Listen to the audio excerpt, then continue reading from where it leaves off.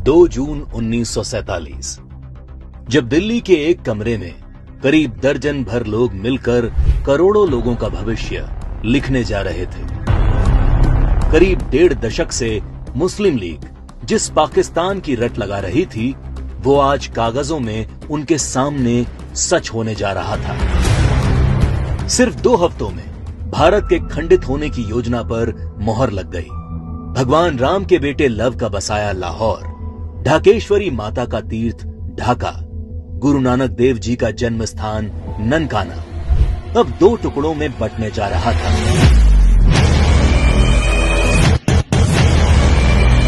और अगर कोई इस विभाजन की योजना से अनभिज्ञ था, तो वो थी भारत की मासूम और निर्दोष जनता, जिस पर यह विभाजन कहर बनकर टूटने वाला था। 1947 को अंग्रेजों द्वारा किया विभाजन देश का पहला विभाजन नहीं था। अंग्रेज इससे पहले 1905 में भी बंगाल का विभाजन कर चुके थे, लेकिन उस विभाजन का पहले बंगाल में और फिर पूरे देश में इतना मुखर विरोध हुआ कि अंग्रेजों को 1911 में अपना फैसला वापस लेना पड़ा था। विभाजन का जो काम अंग्रेज 1905 में नहीं कर पाए, वो 1947 में करने में कैसे सफल हो गए? तो जो बात 1905 के बंगाल को 1947 के भारत से अलग बनाती है, वो है कांग्रेस पार्टी, मुस्लिम लीग और भारतीय कम्युनिस्ट। 1905 में बंगाल विभाजन के विरोध के बीच ही 1906 में मुस्लिम लीग का जन्म संयुक्त बंगाल के ढाका में हुआ। बंग भंग आंदोलन के बाद जन्मी मुस्लिम लीग ने 1909 में मार्लेमेंटो सुधार के नाम पर पृथक निर्वाचन प्रणाली मांग से शुरू करके अगले 30 साल में अलग इस्लामिक राष्ट्र पाकिस्तान के नाम पर भारत को मजहब के नाम पर बांट कर रख दिया।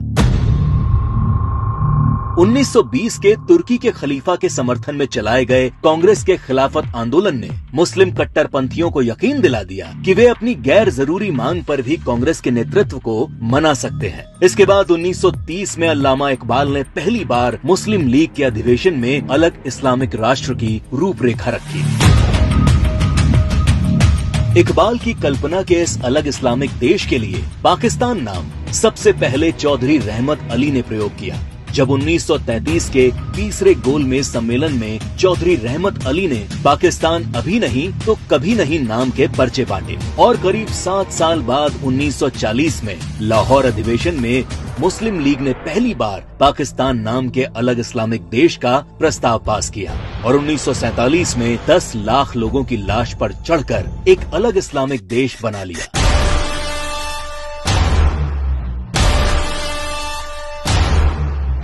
और जिस भारत ने 1905 में बंगाल का विभाजन नहीं होने दिया, वो भारत 1947 में भारत विभाजन नहीं रोक पाया, क्योंकि कांग्रेस के जिन नेताओं पर लीग के सामने खड़े होने की जिम्मेदारी थी, उन्होंने अंत समय में बिना भारत के लोगों को विश्वास में लिए विभाजन का प्रस्ताव स्वीकार कर लिया। देश तोड़ने के इस खेल में एक हिस्सा भारत के कम्युनिस्टों ने भी निभाया, जब कम्युनिस्ट नेताओं ने भारत को 14 राष्ट्रों का समूह बताते हुए भारत विभाजन को मुस्लिम राष्ट्र के आत्मनिर्णय का अधिकार बता दिया।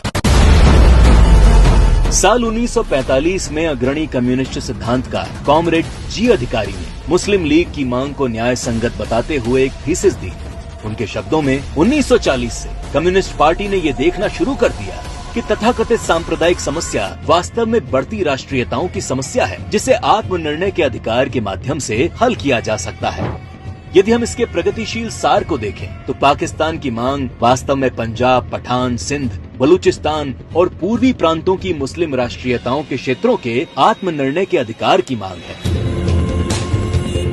जब देश का विभाजन हकीकत बनना तय हो गया, तब सर रेडक्लिफ को भारत और पाकिस्तान की सरहद तय करने की जिम्मेदारी सौंपी गई।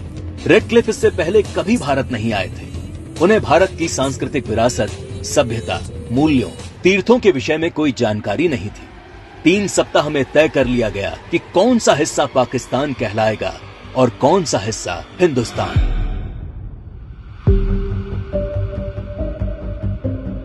सदियों से एक जैसे इतिहास, भाषा, बोली, खान पान लिए रह रहे लोग, गांव और शहर रातों रात 2 देश बन गए। करीब 1.5 करोड़ लोग रातों रात बेघर हो गए और करीब 10 लाख से अधिक लोग इस विभाजन के नाम पर काल के गाल में समा गए।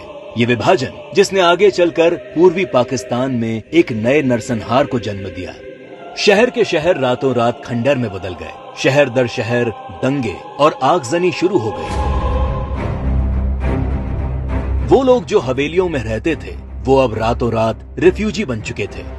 अपना सब कुछ लुटाकर लोग सड़ी गर्मी और बरसात में मीलों तक फैले काफिले हजारों की तादाद में अपनी जान बचाकर चले आ रहे थे। सबसे बुरा हाल महिलाओं का हुआ, जिन्हें इस विभाजन की सबसे क्रूर कीमत चुकानी पड़ी।